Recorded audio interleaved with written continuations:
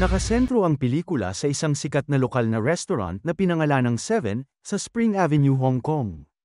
Ang mahusay na chef ng restaurant na si Gao Tian ay dalubhasa sa pagluluto ng Southern style na pagkain. Itinatampok ng isang TV host ang 30 taong gulang na restaurant at ang chef nito sa isang culinary program. Ipinakita ni Gao ang kanyang talento sa pambansang telebisyon kahit na sikat na siya bilang pinakamahusay na chef sa buong Spring Avenue. Sa tabi niya ay ipinakilala rin sa mga tao ang kaibigan niyang si May, siya ang karaniwang namamahala sa aspetong pinansyal ng restaurant. Si Gao ay masyadong partikular tungkol sa kalidad ng pagkain at oras na ibinibigay nila sa kanilang mga customer na isa sa dahilan kung bakit sikat ang kanilang restaurant. Kadalasan ay sobrang siksikan kaya kailangan na pumila ng mga tao sa labas ng restaurant. Noong araw na iyon may isang bastos na customer ang pumasok na ng gulo sa pila, tumanggi si Gao na pagsilbihan siya kahit na ipinagmamalaki ng customer ang kapangyarihan at pera na taglay niya.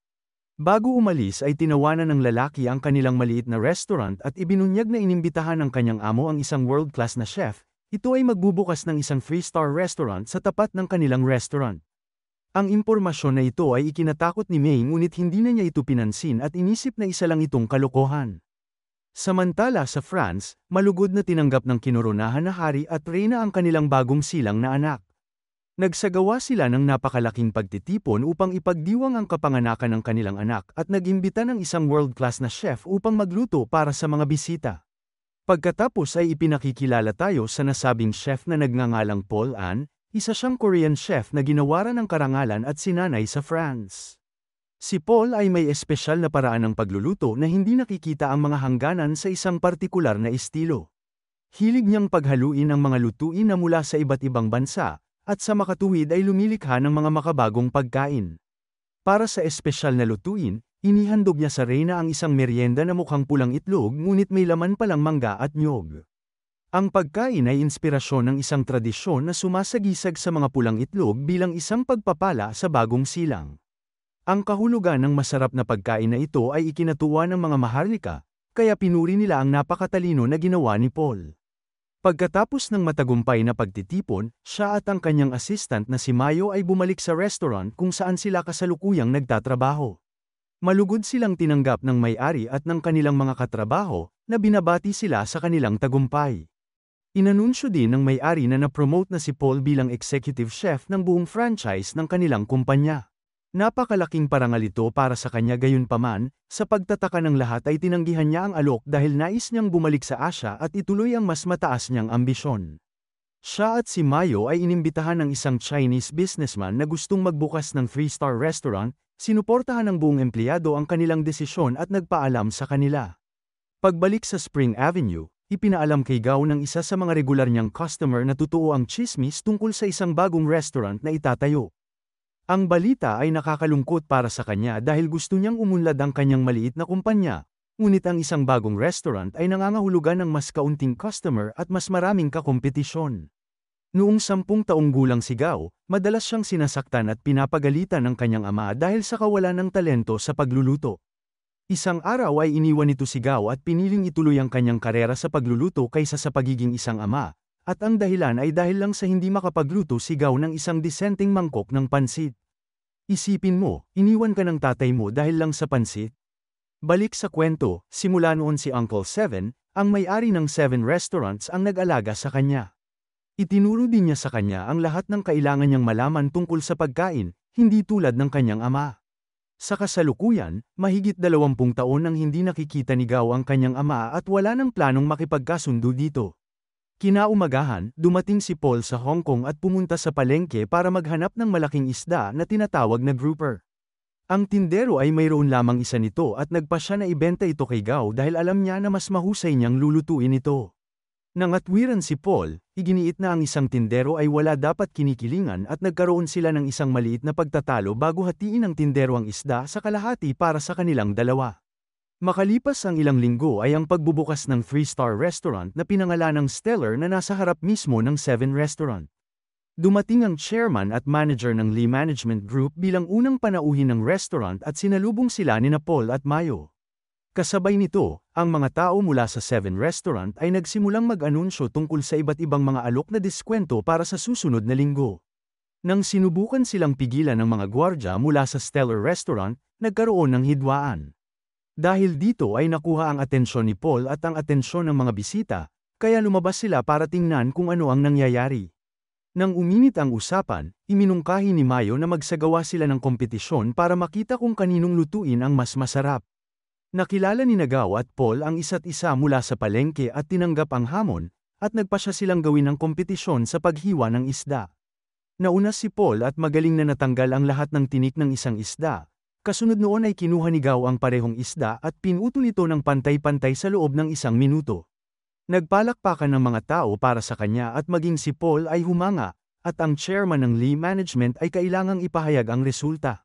Sa paraang walang kinikilingan, sinabi nito na ang tunay na resulta ay ihahayag lamang sa International Chef Challenge Competition ng parehong chef. Inanunsyo rin niya na pinaplano niyang sakupin ang buong lugar ng Spring Avenue upang tanggalin ang lahat ng mga gusali at gawin itong moderno. Kung mananalo si Gao sa kompetisyon, handang bawiin ng chairman ang kanyang plano para mapanatili ang orihinal na disenyo ng lugar. Gayunpaman, kung manalo si Paul, itutuloy niya ang plano. Si Gao ay kinakabahan dahil hawak niya ang kinabukasan ng buong lugar. Gayunpaman, determinado siyang gawin ang kanyang makakaya. Sa mga sumunod na araw, bumaba ang bilang ng mga customer sa 7 Restaurant. Nag-aalala si May na maaaring malapit nang mawala ang kanilang negosyo, ngunit tiniyak ni Gao sa kanya na hindi ito mangyayari. Binigyan niya siya ng isang halimbawa ng suso na sinasabing palaging may mga taong mas gusto ang isa kaysa sa iba. Hindi nila kailangang baguhin ang kanilang lutuin para maging mas mahusay kaysa sa Stellar Restaurant, dahil mas marami pa ring customer ang mas gusto sila. Kinabukasan, nadismaya si Gao nang pumunta siya sa palengke at nalaman na binili ng Stellar Restaurant ang lahat ng magagandang isda. Nakakadismaya ang araw para sa mga trabahador sa 7 Restaurant hanggang sa nalaman nilang si Gao ang napili para sa culinary competition. Malapit na niyang makalaban si Paul para mapili sa semifinals, ngunit inanunsyo rin na ang mananalo ay kailangang makipaglaban sa 2 beses nang nagwagi sa kompetisyon, at ito ay si Fang Tian. Laking gulat ni Gao nang makitang natamunan ng kanyang ama ang tagumpay na gusto niya, kaya mas determinado pa siyang umabot sa finals upang makaharap siya. Nang gabing yun, umuwi si Seven mula sa kanyang paglalakbay at tinawagan si Gao upang pumunta sa isang bar. Dahil nasa sabik na makita siya pagkatapos ng mahabang panahon, tumakbo si Gao sa lokasyon para lang makita ang kanyang ama kasama ang kanyang tiyuhin na si Seven. Tahasang sinabi ni Fang na hindi pa rin siya naniniwala kay Gao at hindi nagsisisi na iniwan siya para sa kanyang karera. Ang mga salita nito ang pinakamasakit na narinig ni Gao pero itinago niya ang sakit sa pamamagitan ng galit. Nangako siyang mananalo sa kompetisyon at papatunayan na ang pagiging magaling magluto ay hindi nangangailangan na maging isang masamang tao tulad ni Fang. Sa araw ng kompetisyon, ang mga kalahok ay bibigyan ng 70 minuto upang magluto ng pagkain na kanilang pinili at ipapakita ito sa lahat. Nagluluto si Gao ng tradisyonal na itik na niluto gamit ang asin habang gumagawa naman si Paul ng foie gras na sorbetes. Ang buong 70 minuto ay matindi dahil ang parehong chef ay nagpapakita ng matinding kadalubhasaan habang nagluluto ng kani-kanilang mga pagkain. Pinutol ni Gao ang buto ng manok nang walang kahirap-hirap at mahusay na hinugot ito palabas, dahilan para mapasinghap ang mga manunood. Sa huli ay iniluto niya ang manok sa asin at sinira ang nasa ibabaw upang ipakita ang mahusay na pagkaluto sa manok na may mga palaman na gulay. Tinikman ito ng mga hurado at mukhang mas humanga sila sa manok ni Gao kaysa sa sorbetes ni Paul. Nang oras na para bumoto, si Paul ay nakatanggap ng 3 at 1 10, na naka-score ng kabuuang 37 puntos. Pagkatapos ay nakatanggap naman si Gao ng 2 10 mula sa unang 2 judge. Ang pangatlo ay nagbigay sa kanya ng 9 ngunit ang huling hukom ay nagbigay lamang sa kanya ng 8. Dahil ang 2 chef ay tabla ang mga puntos, ang punong hukom ay nagdesisyon na gawing panalo si Paul dahil ang kanyang presentasyon ay mas maganda kaysa sa ginawa ni Gao. Bagamat ang tagumpay ni Paul ay dapat na nagpatibay sa kanyang mga kakayahan bilang isang chef, ang mga bagay ay hindi nangyari tulad ng kanyang inaasahan. Habang ipinagdiriwang ang kanilang tagumpay, sinabi ng manager kay Paul na gusto niya siyang palitan ni Mayo para makipagkumpetensya sa finals. Ayon sa kanya, ang isang babae ay higit na nakakaakit sa media kaysa sa isang lalaki. Nang subukan ni Paul na ipagtanggol ang kanyang posisyon bilang punong chef, inilantad ni Mayo na nahihirapan pala siyang tikman ang ilang lasa tulad ng asin o alat. Sa nakalipas na ilang buwan, gumagamit siya ng isang notebook na naglalaman ng lahat ng kanyang mga recipe sa pagluluto at hindi siya makakapagluto kung wala ito. Ibinunyag din ni Mayo na hindi niya talaga gustong kaibiganin si Paul at kumampi lang siya sa kanya para malampasan siya bilang chef. Dahil sa pagtataksil at labis na nasaktan, lumabas si Paul sa restaurant at hindi na lumingon. Nang gabing yun ay nakita ni Gao ang lasing na si Paul sa harap ng stadium. Kinalimutan nila ang kanilang tunggalian sa loob ng ilang minuto at ibinahagi sa isa't isa ang kanilang nakaraan at mga problema. Inihayag ni Paul na ang kanyang ama ay isang mahusay na chef at ang kanyang hiling bago mamatay ay maging kasing husay din niya si Paul. Sinabi rin sa kanya ni Gao ang tungkol sa relasyon nila ng kanyang ama. Pagkatapos ng pag-uusap ay nagkaroon sila ng paggalang sa isa't isa. Binato rin nila ng mga bote ng alak ang larawan ni Fang sa isang billboard habang minumura siya sa salitang Korean. Ayaw pang sumuko ni Paul sa kompetisyon.